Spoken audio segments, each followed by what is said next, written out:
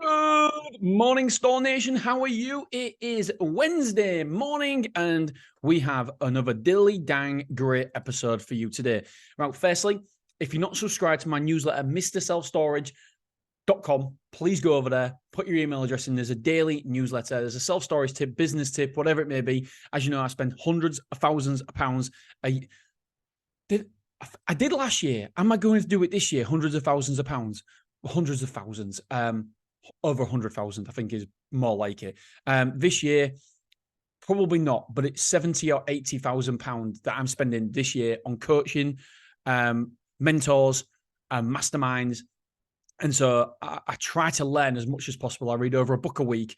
And so I like to document and write down tips, hacks, little bonuses for me, what I know can help structure my business better. And every single day, I give you one of those tips, Monday to Friday. I show you my business completely naked. So if you haven't already done so, please go over there, MrSelfStorage.com, and we get a great response.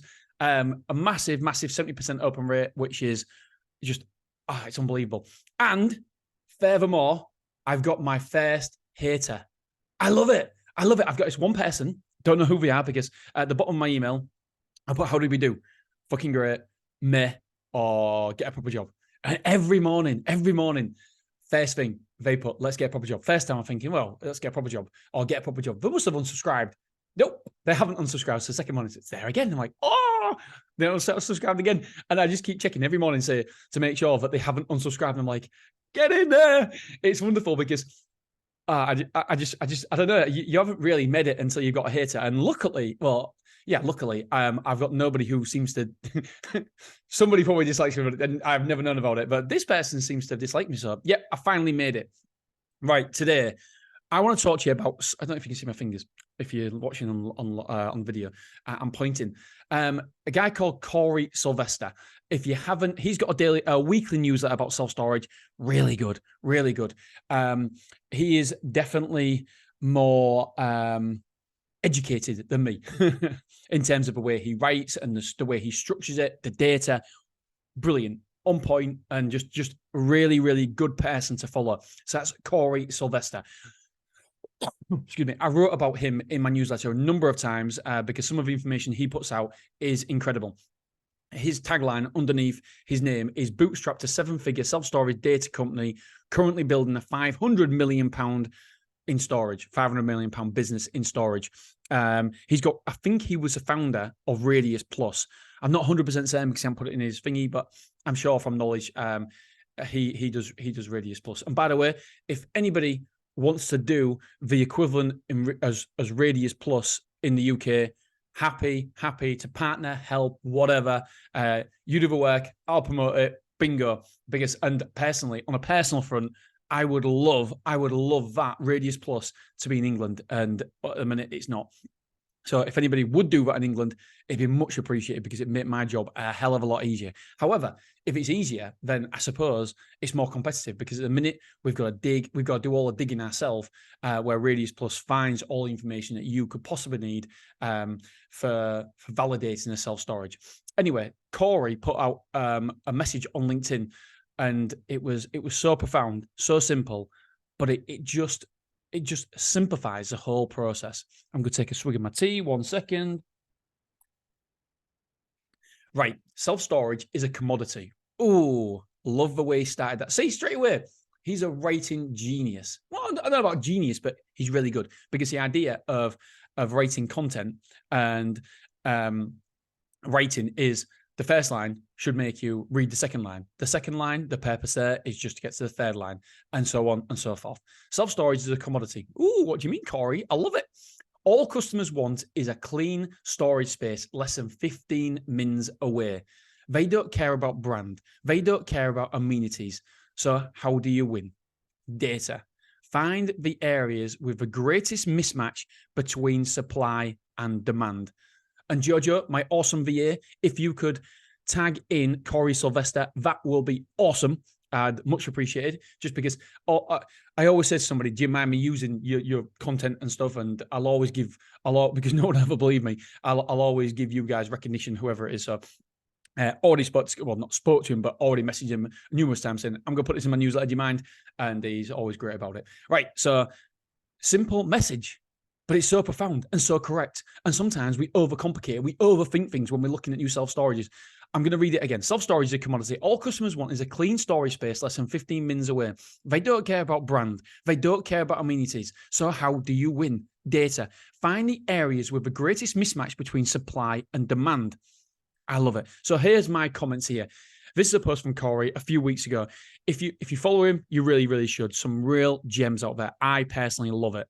Stand by that, 100%. So definitely go and follow him. It's simple and straight to the point, and so true. Sometimes we overcomplicate things when we don't need to. Storage is simple. The fundamentals for a good site, in my opinion, are find a town or city that has less than 1 square foot per capita. It's interesting that because somebody emailed me asking me a bit of advice yesterday or the day before, I don't know. And I said, listen, the fundamentals are very, very simple. And I'm glad that the fundamentals haven't changed last month. My fundamentals are still the same. And yeah, I just base it. I didn't even copy and paste it, but I'm saying exactly the same. So find a town that has less than 1 square foot or city that has less than 1 square foot per capita. In a city, by the way, it's a little bit more complicated because the city is great. It's massive.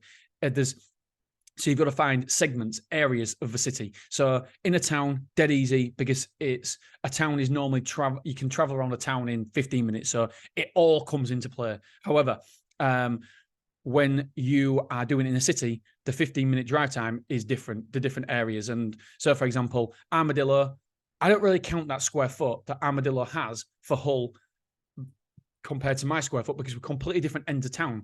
And so to travel between my Armadillo and my site, it's over half an hour. So yes, the competition in a way, but also when I opened, and I didn't know this, by the way, because I didn't know what I was doing, it was underserviced, that area of town, that area of the city, Hull.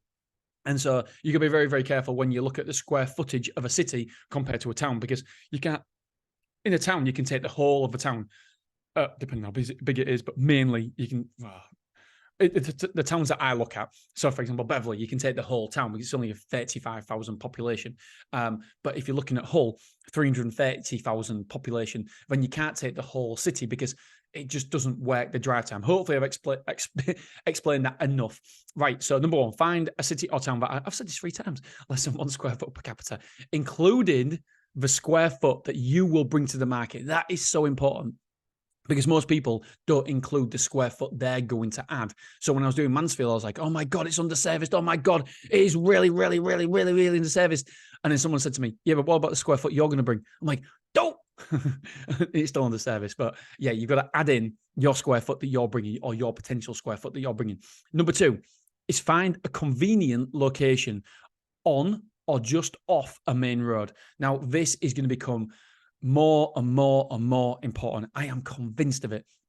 Yes, it'll still work this year, next year, the year after, but it will be more and more important. And also when you want to exit, because if somebody came to me now and said, look, I've got this self-storage, I only want 3 times EBITDA or 3 times profit. It's been there for 20 years. It's doing whatever, but it's in a bad location. I'll be like, oh man, that will have an impact on your multiple. I don't care what anybody else says. It has an impact, or it will have an impact on your multiple when you're selling. So in 10 years' time, when I'm selling, 15 years' time, whatever it may be, even if do I ever sell? I don't know. I've got an internal battle in myself. Do I give it to my kids? Do I not? Anyway, it's a decision I don't have to make for a long time. So, but however, you've got to build things like you're going to sell things. You always have to build to sell. And so all my locations have to be top-notch locations. If they're not, I know somebody can come into the market and outposition me, and I am going to be vulnerable. I might not be vulnerable now, but I will be in the future, because self-storage is only going one way. The supply is going up, up, up, up, up, which means it's going to be more competitive for every single person out there listening to this. And so the one bit of advice, and by the way, I know that not everybody can do this, because the rent will be more, the building will be more to buy, but it's just something to definitely have in your mind. So 2 factors. Well, I've got 3 factors here. Find a city or town less than 4 times I said this, less than 1 square foot per capita. including your square foot you bring to the market. Find a convenient location on or off a main road. And then number 3 is open. That's it. But we overcomplicate it so much. And I put here, yes, there are other factors and criteria, but if you have the above fundamentals, you are already winning. Go find that site. I think it's so true. And I think that we overcomplicate it too much. So don't overcomplicate it. Get them 2 fundamentals in there and then open. If you can find them 2 fundamentals, I don't know how you can't win. It must be an extremely mismanaged site. I remember just a real quick story. I haven't really spoken about this because it's embarrassing. So 10 years ago, I'm just going to take a swig of tea as well. I don't really want to talk about this. This is embarrassing. This really is embarrassing. And I know it was 10 years ago because we definitely haven't said this publicly. We went to Holland, I think it was. Yeah, we did. Because my dad was swimming in the Masters World Championships of swimming or something. It's grander than it sounds, but it's still really, really good. And my sister was swimming in something to do with the World Championships as well. Again, grander than it sounds, but still a really, really, really good achievement. Really good. So we all went to Holland and we stayed in Center Parcs, one of the Center Parcs things. And that was where Zach was conceived. And Zach is 9 years old now. So I know it was 10 years ago. Anyway, and during that time, I remember I had other, like I've always had, other businesses. I've always had other businesses on the go. My focus has been everywhere, every which way apart from there. I might have even had Lazo, did it? No, I didn't. I don't think I had Lazo, but I was sure I was plotting either a coffee shop or opening Lazo. I can't remember. Did I have Lazo? I think I might have done. Anyway, whether I did, I think I did. Or if I didn't, I was certainly opening Lazo because that was the timescale. And it was pre-Dan Bradbury. I said that to Dan Bradbury. Everything pre-Dan Bradbury being my mentor, it was me being scattered everywhere. And after Dan Bradbury, it's like, right, focus, self-storage. That's what you're good at. That's where you've got potential in. And so focus. And as soon as I focus on that one thing, it's just changed everything from my trajectory. New house, different standard of living, just because I focused on the one thing. And Dan's always said to me, Dean, I know someone like you can't focus on 100% on one thing, but it's got to be 80-20. So anything to do with self-storage has got to be 80%. The rest of it can be the 20%. As it happens, there's not much in that 20% anymore. Yeah, I've got a hamster website, long story, and other bits and bobs. But yeah, most of my time is spent, and it's freed up so much time. Anyway, back to going to Center Parcs. I went to Center Parcs. That's where Zach was conceived. Don't know why I did that. That's embarrassing. Oh dear. And I remember having Beverly at the time, but my sisters and my mum and dad was like, is Beverly going to be all right? And I was like, yeah, it's going to be fine. And I remember the Beverly phone ringing. We're talking about mismanaged sites. The Beverly phone was ringing because I got directed to the Beverly mobile phone and I just didn't answer it. And I used to get emails. I used to get messages. I used to get voicemails. And I never got back to him. I was like, yeah, we'll do if I can. If I can't, don't worry about it. Because it was full. It was full. And it was so mismanaged. It was so mismanaged that even being mismanaged, it still worked. Don't get me wrong, that was 10 years ago. 10 years ago, it was a lot easier. But I still had competitors. But why did it still work, even being mismanaged? 2 fundamental reasons. Square foot per capita, win. And location, win. That's it. The 2 fundamentals were there. And even how bad I was, and I promise I would be 100% definitely in the bottom 50%, probably a lot lower. Probably my customer care was brilliant when the customers got in touch with me. I was friendly with the customers. I was like the best friend. I did anything for them. I went the extra mile and stuff. But only when they could get in touch with me. I mean, I must have left so much money on the table. But in my mind, I was, well, I don't need to answer the phone because we're full. Yeah, but you're full because you're too cheap. Because I got my prices through somebody else in Hull that was a crappy container site, and I copied their prices. So we're in Beverly, which is a much more affluent area. My rent will be more. My units were definitely more. I mean, we won the container site of the year. So comparing mine to who's 5-star to another 1-star and pricing it as a 1-star, obviously you're going to be full, you absolute donut. And so my point is that even though it was completely mismanaged, it still worked and we were still full. And I had a waiting list. And I just didn't even ring people back on the waiting. Just embarrassing, absolutely embarrassing. I hate it. Well, no, it's a journey. it's a journey from how far you can come and stuff and what you learn. It's education. It's all down to education, educating yourself and realizing what's right and what's wrong and how to, I mean, it's not rocket science, bring people back. That's simply it. But ultimately, I didn't have to be good. I didn't have to be good for it to be work. And so I wasn't good. I was just not even standard. I was below average. And so, yeah, I really want to hammer home these 2 points that Corey mentioned.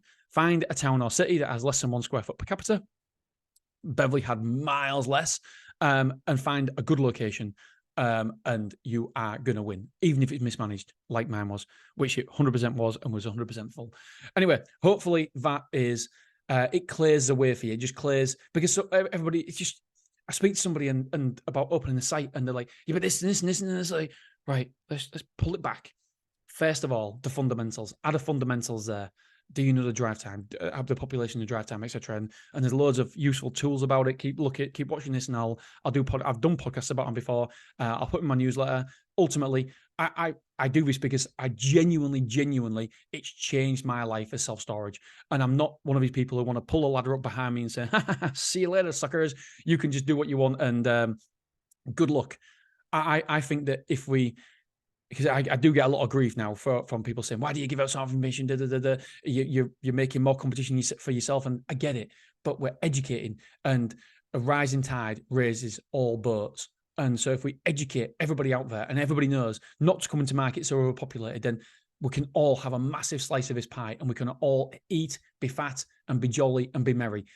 It's the uneducated people that I'm worried about coming into my market. I mean, somebody's opened right next to me, a Clough Road. It's like, oh, why?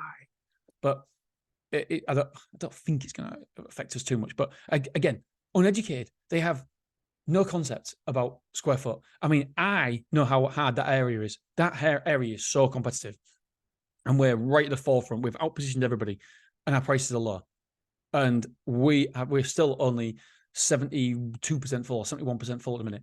So even I know. Well, I could spend a lot of time looking at analytics. I know how hard it is, but they can't have done any research whatsoever into the area. They won't know the dynamics. They won't know the criteria. They won't know the metrics. So they won't know nothing. And they've just opened. So yes, I'm scared of uneducated competition. I'm not scared of educated competition.